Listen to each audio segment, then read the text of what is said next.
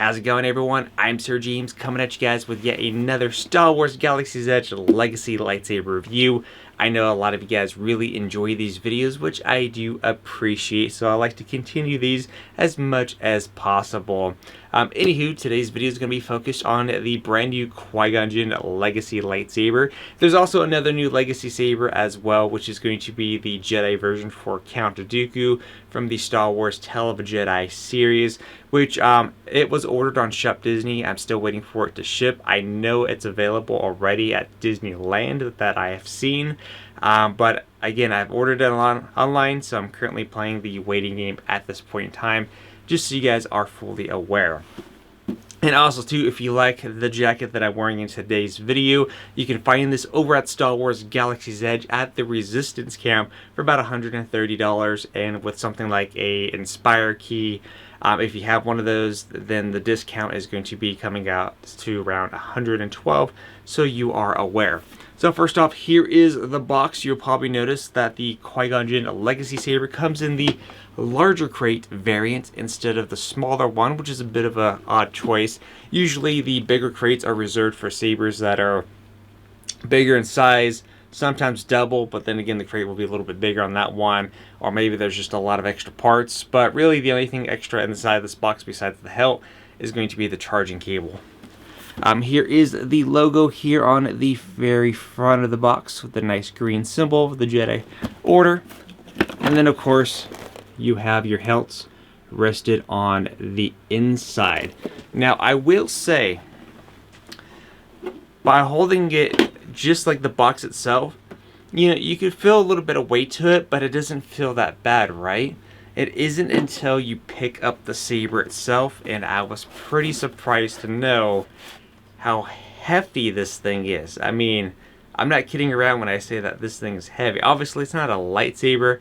I know that's an old joke, but it's definitely quite a hefty saber for sure. But yeah, like I said, if you were curious if there's anything else inside the box, there is going to be this little charging cable, because this saber isn't battery powered. It is, I mean, well, technically it's battery powered. It's a rechargeable battery. That's what I meant to say. I have no idea where I was going with that. So let me give you guys a closer look of the hilt itself.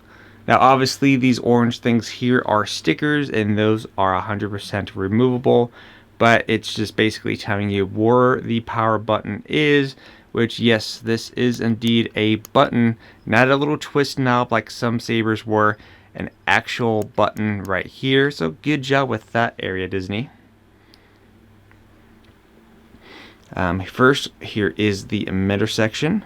And don't forget, by the way, anytime you get a Legacy saber, a lot of people seem to have difficulties inserting the blade. You always have to remember to remove the little cup that's on the inside before you try to insert your blade. It's kind of a little dust cap.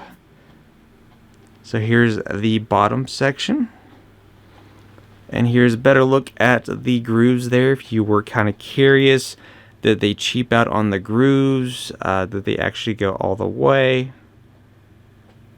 And as you can see, they actually went all the way. Now down here on this bottom section, in order to recharge your saber, you're going to have to unscrew this all the way and insert your cable right here in the center. There you go. The camera doesn't really want to focus on this hilt for some reason. And you simply screw it back in when it's done. Now when it's charging, you'll see a blinking light. When it's done, the light will stop blinking, just so you are aware. But yeah, like I said, one of the surprising things about this Qui-Gon Jinn saber is, first off, it's about time, right? I know a lot of people, when Galaxy's Edge first opened up, when we found out what Legacy sabers were available at the time, you had the Episode 1 Obi-Wan, you had Darth Maul, and everyone's like, where's Qui-Gon? Are we getting a Qui-Gon saber? When are we getting one? And you know, the first year goes by, then the second year, and then finally we have it in our hands. And I have to say, it's actually very nice looking. I mean, in terms of, especially for like in your display collection, this is going to look great, honestly, with the Obi-Wan and Darth Maul collection, especially if you're going for that I was about to say Obi-Wan for some reason, especially if you're going with that episode 1 vibe collection altogether. I think this is going to look great next to those. Now, Disney could have, and I'm going to give them props on this one a bit. Usually sometimes I nitpick certain things here and there, is they could have easily cheaped out, especially in the pommel section. And normally I'm the type of person who would be like, well, I more prefer batteries over the recharge port.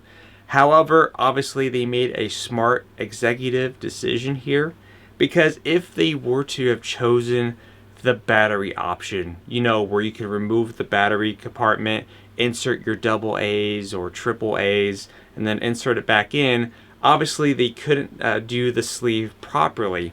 Because again, you have to remember, this goes all the way through. If it will focus, even to here, towards here on the bottom. If you had that battery pack, the battery pack would have been yay big, and there's no way they would have done the grooves justice the way they have done here. So, on the off chance, or what's the word I'm looking for here? So obviously I'm going to let the battery portion slide. I do favor the recharge port for this one for obvious reasons because of the design. But overall, it's a very nice looking hilt. So let me go ahead and bring over a blade. Now, typically, see, I'm still sick. I can't even make proper sentences here.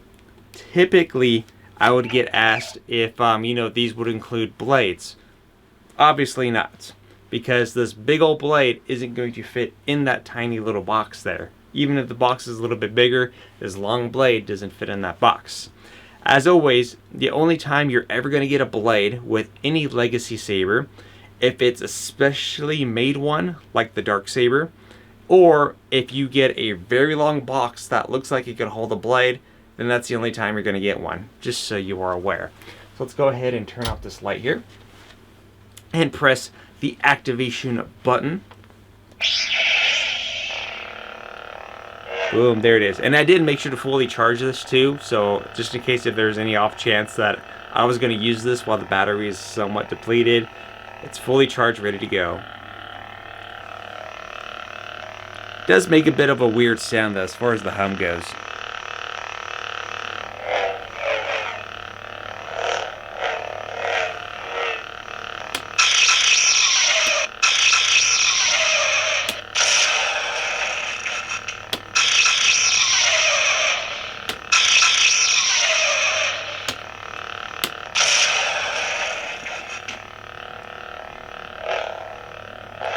Now, obviously, you're not going to get smooth swinging or anything like that.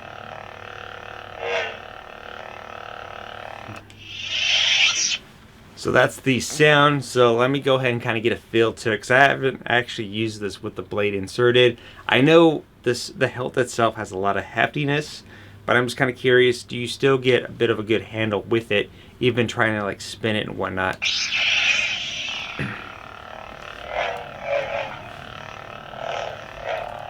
Now I will say, spinning it, I could easily feel the pressure of the button right next to my thumb as I spin it and grip it to a certain way.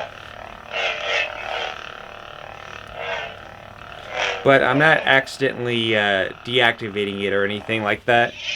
Oh, never mind, I spoke too soon. I just accidentally deactivated while spinning. So there is a chance that you may accidentally deactivate it while spinning.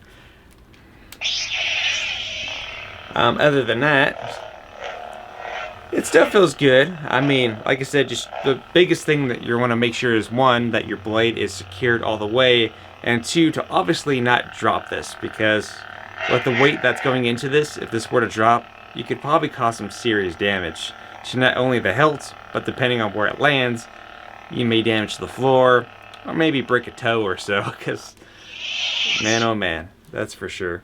Let me go ahead and bring over the light. See, that's the one thing I like doing the lightsaber reviews, that I don't have to walk over to the light switch. I could just use the blade every time.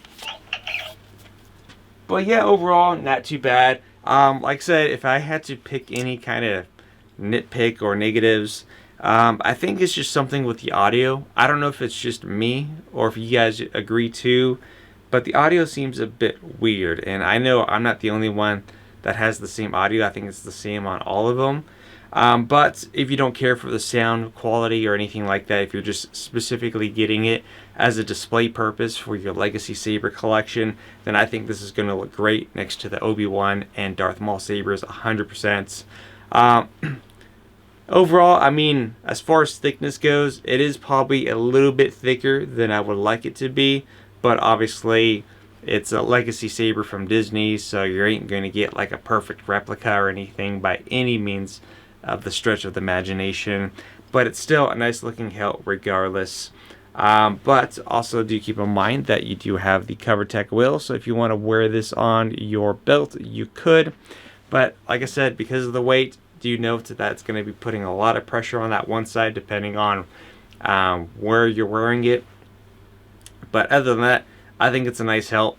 Let me know what you guys think in the comment section down below. But yeah, like I said, I did order the Count Dooku Jedi variation of his saber from the Tale of a Jedi series. I'm currently waiting for shipment from Shop Disney, so I do not have an ETA on that one. I also have a few other saber reviews coming out this year and a couple other videos as well. But once again, if you guys have any questions, please let me know in the comment section down below. I hope you guys have a wonderful weekend, and always remember, may the Force be with you.